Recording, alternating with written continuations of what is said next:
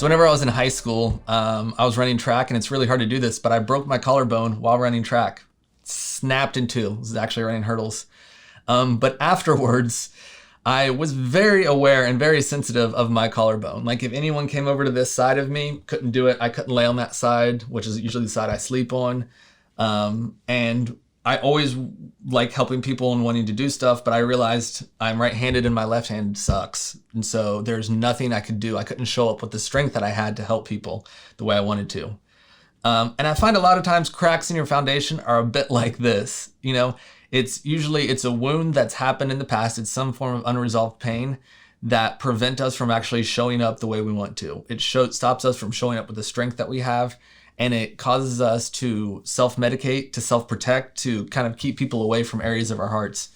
And where the physical stuff is usually easy because your body will heal it. The emotional stuff is something you actually have to go after intentionally. Stuff happens to everybody, right? This isn't, most of the time as guys, you're like, I'm fine. I can get shot and move on and be fine. But life sucks at times, and it's caused some cracks. Maybe your parents split up. Maybe you got rejected a ton by women, or maybe it was just a specific woman who rejected you.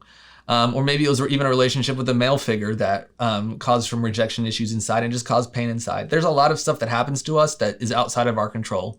There's also times that we just do stupid stuff that also causes us pain.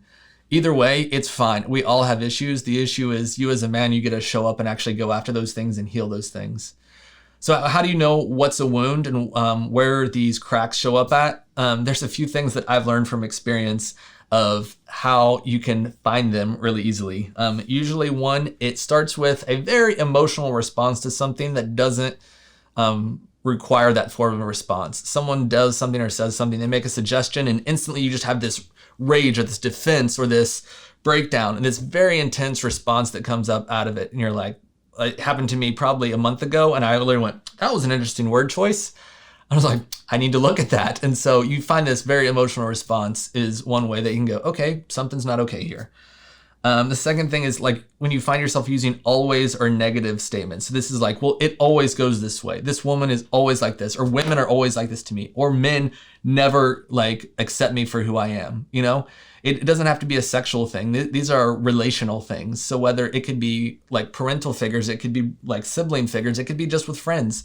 When you find yourself saying this, like even with my wife, I was like, man, it's always like this. And I was like, okay, that's a trigger that something's hurt inside that needs addressed.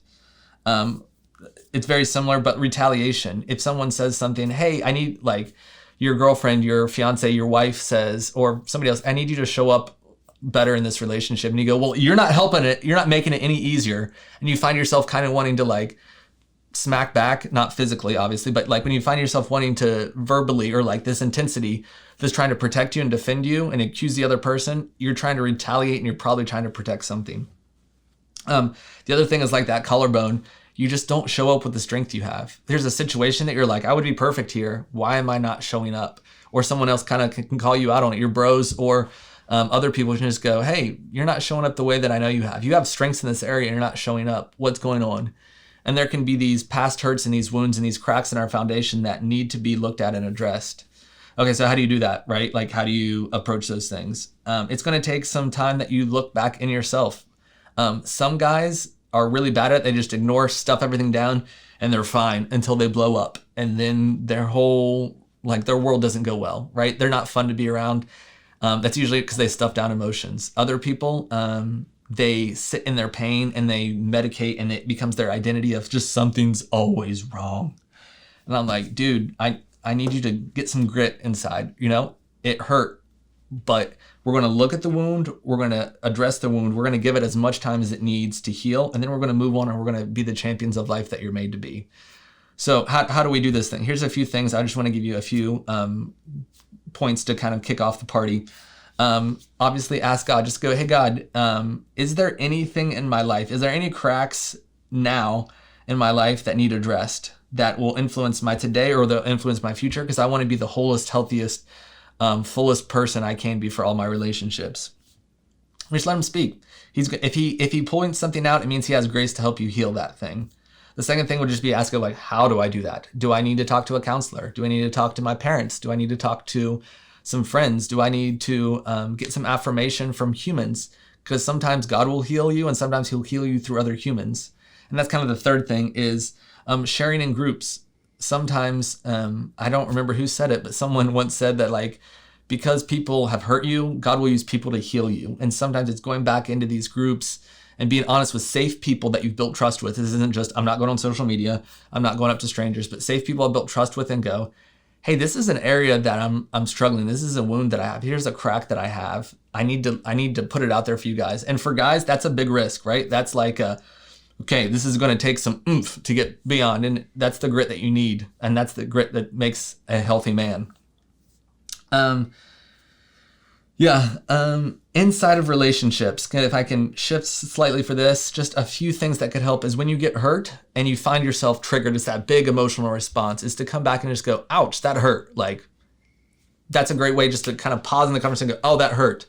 It lets the other person know that hurt me. I need to step back. Maybe it's something they said directly, or maybe it's a past wound, and you can sit and you can dialogue in that. But take some time to kind of walk away if your emotions are like raging.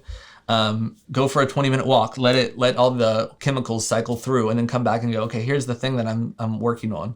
But just using that. Also, inside of that, if someone else goes, ouch, that hurts.